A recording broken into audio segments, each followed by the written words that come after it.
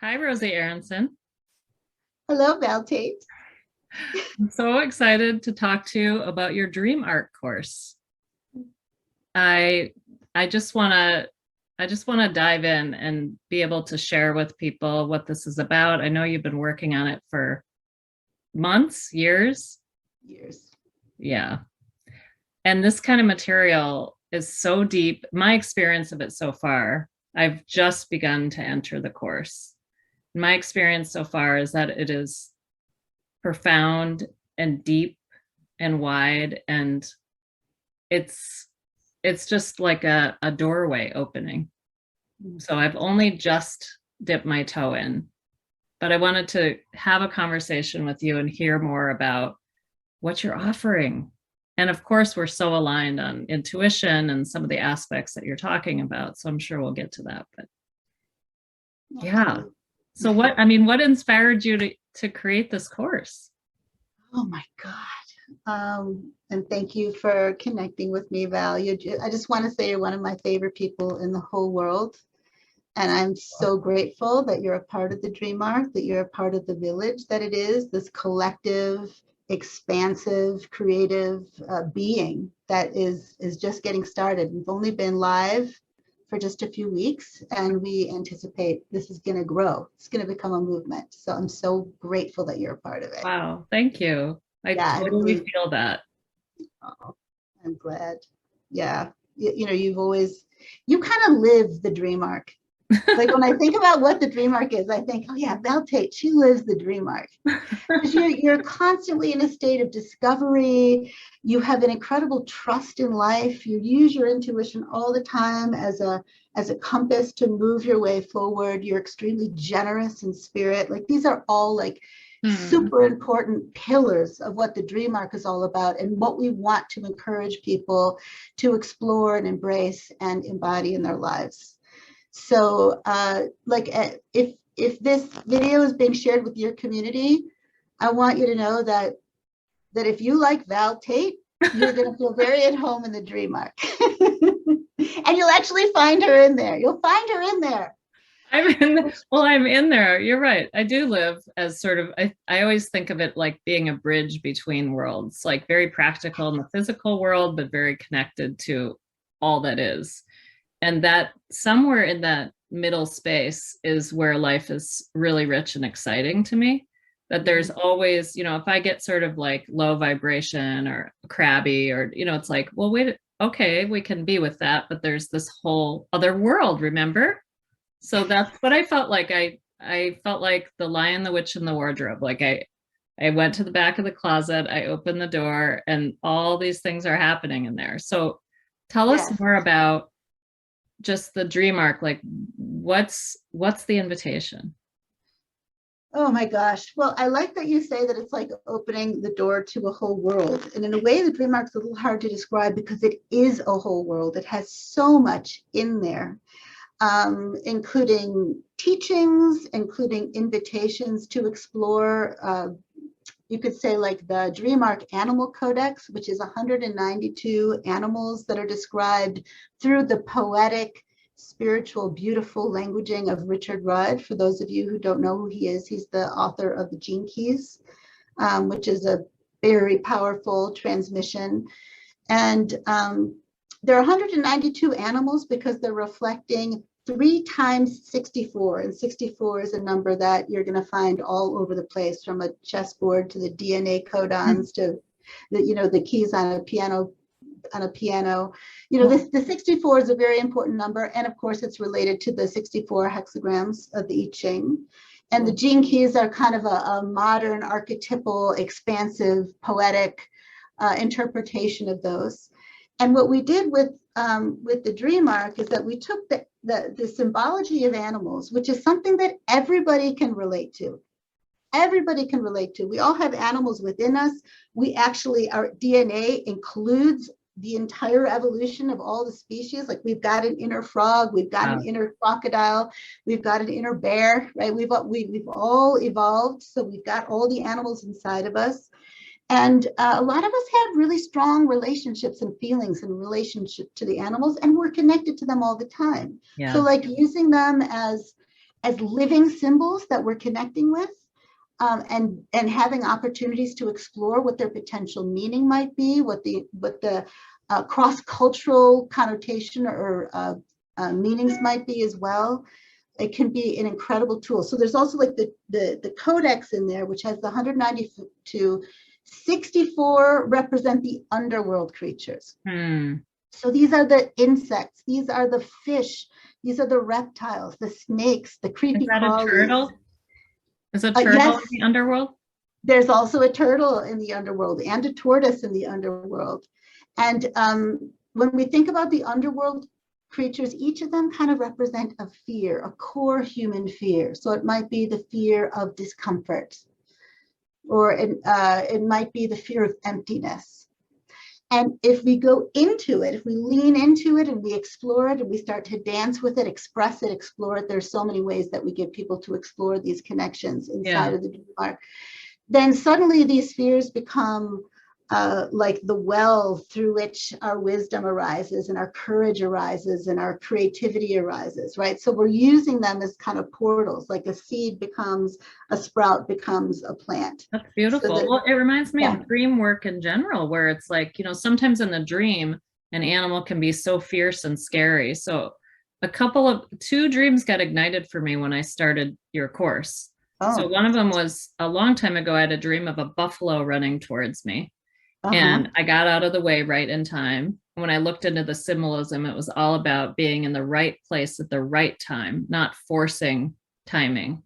And that was so important at that time in my life. And then recently, when my dad wasn't well, I think it was in October, I remembered the dream as I started your course. I had a dream about a baby turtle that I was protecting.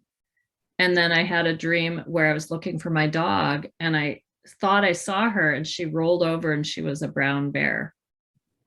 So anyway, just sharing that. I get total. Yeah, I get so much goosebumps when you say that. So yeah, totally. So the dream arc also, I'll just finish this up. We've got the underworld creatures, which represent the fears. Then we have the middle world creatures, who are the mammals, like the dog, like the buffalo, like the bear. And these represent our human gifts. And all of them come with guidance. They come with all kinds of interesting things. You'll learn about that if you go in there.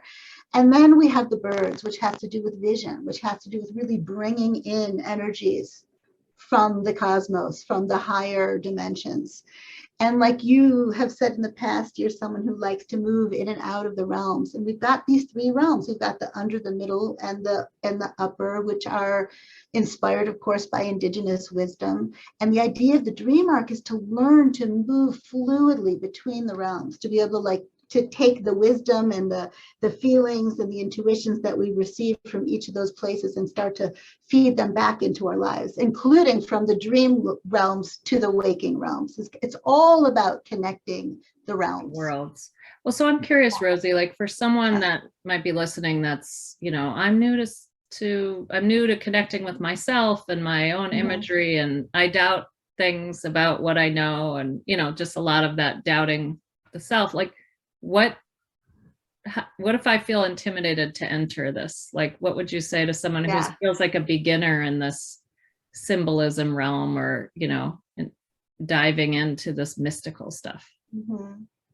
Well, I would say what I'm saying may sound mystical, but this is super practical stuff. And one of the most important things is to befriend the child within. It's all about playfulness. It's all about daring to make a fool of ourselves. It's about making mistakes and learning from them. It's super practical. I'll say we've got the 192 animals, but they're all put into categories. So the categories might be the leapers, the warriors, the healers, the unifiers, the tricksters, the messengers, the hunters, which is where you are. And inside of each of these categories are invitations to actually work with these essences in very, very practical ways. Very practical ways. It's so easy and friendly and compassionate and forgiving and permission giving. The whole energy of this experience, this journey, all this, really what I can say is like one of the most important things for me, because I'm someone who can feel a ton of insecurity and can doubt myself. And I've had to learn throughout my whole life how to trust that my intuition can be trusted in general, or that I have something to offer, that who I am matters, that I'm connected, that I'm not apart, that I'm not on the outside. Like these are all like very human lessons that are very much a part of what's in there. So I want to make sure people don't think it's just about like these very esoteric concepts. It has some of that. I mean, Richard is amazing. He's an amazing teacher, but we've worked really, really hard to make this an extremely experiential invitation to play with life and to go into those places where sometimes we don't feel very comfortable. And then there's so much support. Yeah, well, and that's one of the things Yeah. that intrigued me too, is like this Yeah. connection with other people across the globe. We would talk about that, like what's the invitation there? So if I'm like, okay, I'm all in. How is that? How does that work in this course? Okay, so one way that it works is simply through the amount of contributors that we brought in, like people like you. We've interviewed indigenous wisdom keepers from all over the world, and we have musicians and visual artists and healers and trauma specialists and all kinds of things like there to just inspire us as we go through it. And I'll say I'm going through it now. Like I built it and now I'm going in. Oh, that's so awesome. I just want to say that. And then we also have a forum inside where people can connect with each other, share their fears, their excitements, their creative expressions, their questions. It's like it's a huge forum and it's just growing. Oh, wow. And we're going to be having community calls. We're still working out the details around that, but we are planning to hold people as they move through this process so that there will be ways to connect with others who are going through it. And we really encourage people to do this together with other people, like to sign up with a friend or sign up in a small group. Because even though each person's path will be very different than the others, it's a very non-linear journey. Like everyone starts at the same time in the same way until they get to the guardians, which is the place where they set their intention for the process. They have a ritual for it that they create, the one that feels right for them. It could be super simple or super elaborate. We give lots of ideas. And then they open the portal and then their intuition guides them like through the categories. So I think it would be so fun. I'm going to do it with people. My daughter, Maya, is already totally inside of the dream arc. She is having a blast. We've also created lots of like fun materials for people that you can like print out. Like I can show you like all the art of the animals. So you can kind of, you can print them out and create your own little deck, your own little deck while we're working on creating the actual deck. By the way, your art is incredible. Like I watched those videos on how you decided what materials you were going to use and how and why, and just so incredible. And the consistency and the imagery. I mean, wow. Yeah, that was new for me. I don't really consider myself an illustrator, but that was, thank you, Val. Yeah. And I will say too that it's almost like a game. So we have this life web, which is like the vessel that holds your whole journey. And each of these are the categories: the tricksters, the hunters, the changers, the messengers, the dreamers, the unifiers, the guardians. And as you move through it, like I got myself this little holder. So perfect. And as I move through it, so like every time you go through a category, you're going to be invited to find your own animal or be called by the animal. And it's going to be different. Like sometimes you just hear the sound, and the sound that attracts you, it becomes your animal. Sometimes it'll be like a poem or a fragment of words. Sometimes it'll be an image. Sometimes you'll choose an image and it'll take you to a totally different animal because it's meant to trick you. And once you find your animal, then you get to explore it in the codex. And then we have lots of invitations that you can pick based on what draws you or maybe what scares you. Sometimes you might want to challenge yourself. And often they'll take you out into the world, out into the forest. So like Sally, if you look at Sally's story, she's someone who's been voyaging through this for a while. She shows examples of her own journey, and you can see her life web is being populated by images of her ancestors and like a little nut that she found and a little animal. Like it becomes this living web that holds this journey that you go on. So you're tracking it in your own way. That's beautiful. I mean, that is such a crossover from the intuition course that I created with a different web, but I created one where we're tracking clues in each category of the senses. So, with little hexagrams. So it's like the visual, the auditory, the knowing, so that because what I notice is that when, we often have these like, oh, I was thinking of this person, then they called me. Okay, one off, we forget about it. But when you actually start to plot those, I mean, that's how I found the house that I bought in the woods.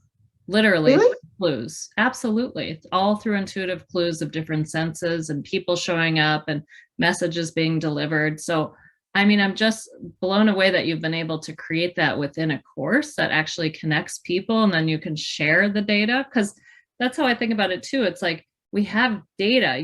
It's not esoteric. It actually becomes data when you start to track it and say, oh, that's where that was leading. And sometimes we don't know until later, but it's still really cool to feel like I'm actually present with my clues and they matter. And I'm going to pay attention because it unfolds into something. I feel like I'm on my path, when I'm paying attention to that. So this just sounds like a really rich, colorful, just this, it's exciting. I'm having all these like similar associations of, did you remember the movie Inner Space with Martin Short? Oh yeah. Right? Like he somehow, through science, ends up inside of a human body, and he's like creating things. I mean, that's when you're talking. I love that.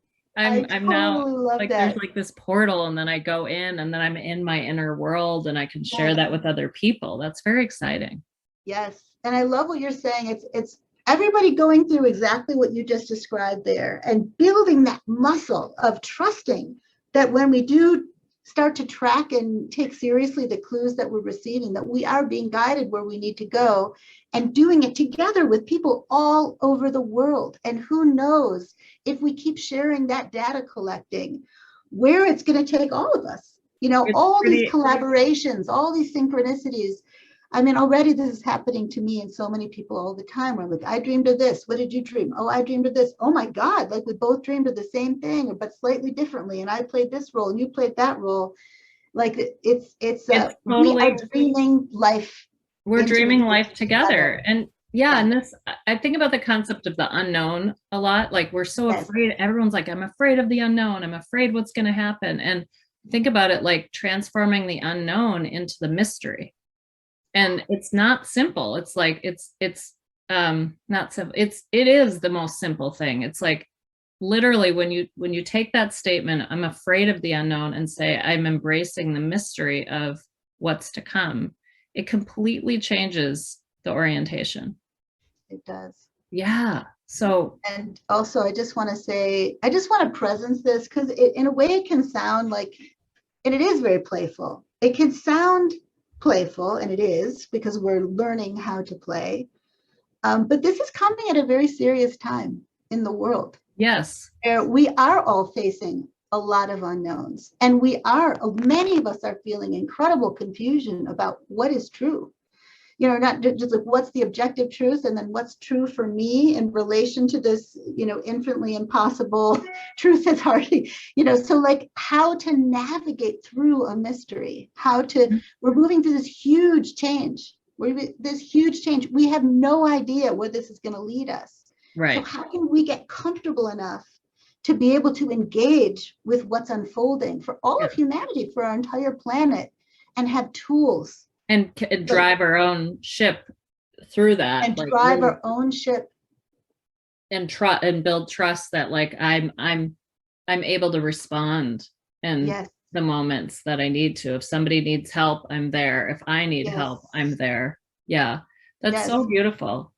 Well, with the time that we have left, I have about 5 more minutes. I just want to know what I guess what else do you want people to know about this in a very, and like you mentioned, in a practical way? Like, are there any other aspects that you think would be helpful for for someone considering, well, do I want to enter this portal, or how much time is it going to take? Is it like, when you play a game, is it going to be an hour? Is it just an ongoing exploration? Is there a finish line? Yeah. What is That's that? a really, really, really good question. Well, I can answer in a concrete way, but I kind of feel like for me, I can say for me, this is going to take at least a year. And I might keep visiting it. I kind of see it like my life is my curriculum. It's the raw material. Like everything in the Dream Arc is going to be revolving around what's actually happening in my life. It doesn't take me outside of my life. It helps me amplify the mystery, the magic, the beauty, the direction, the possibilities of what I'm dealing with in my own life, right? So I kind of see it as something, maybe in the beginning it requires some like getting into, like to really immerse yourself enough that you get a sense, you get a lay of the land, you get a sense of how to navigate the maps and stuff. But after that, it can kind of go into the background and just be a supplement and an amplifier and a meaning maker for what's already happening. So for example, if you're in the, let's say you're in the category of the healers. Yeah. Well, you might end up wanting to explore Thomas Hübel's work or Gabor Mate's work, or you might want to you follow your own intuition in relation to that theme, and you feel whatever animals you're working with at your back supporting you. So it's like an ignition switch. It's an ignition switch, and it's an anchor. It's a home base. It's a place to keep coming back to when you start feeling lost. It's like, okay, wait, where? Oh yeah, I'm in the messenger realm. I'm going to go out and I'm going to open up to the first messenger that I find. It's so exciting. I just love the connection potential too for everyone that's been feeling so isolated. I know so many of my clients feel isolated, disconnected. They don't know how to begin. Then should I online date? No, that's so, how do I connect with people in a depthful and meaningful way? And just the access to all of these incredible humans that you've gathered. Yeah. I mean, it's amazing. It's amazing. Just even in that intro, the woman using her voice to vibrate. Oh my God, that blew me away. I love her so much. She's amazing. Well, I'm so excited. One day. I want to. So how do people have access? There's just going to be a link. I'll share the link for people to explore it, sign up. Yes. So just follow that link. You can go to genekeys.com. It'll be on the front page for a while. If you find this video much later, just go to their courses in the menu bar. Look for events, because we're going to be having events. We have one coming up on the 28th, which is our first initiation to the Dream Arc, where we're going to really go in and give people some experiences and also kind of show how it works in a much more in a much more comprehensive way than I'm doing here in this conversation. Good. So okay, but I can start sharing this next week, right? Yeah. Okay. Oh, yeah. You can start sharing it today. Because people are already in it. Yeah. It's live. You can get in there, play populating. around. It's just that word populating. It's so exciting. It's populating. Yeah. So it's virtual and non-virtual. It's real world and mystic and internal, and it's very comprehensive. It's very comprehensive, and in a way you just kind of you got to go check it out to really fully understand what it is. It's on my website too. I have a Dream Arc under art. I think maybe I put it under my courses. Okay. You can find it on my website as well, wisdomkeepers.net. Rosie, I can't wait to do more and talk to you more about this. This is so exciting. Thank you for jumping on with me and making time. Thank you, Val. Okay. I love you so much. I love you so much. Okay, I'll see you soon.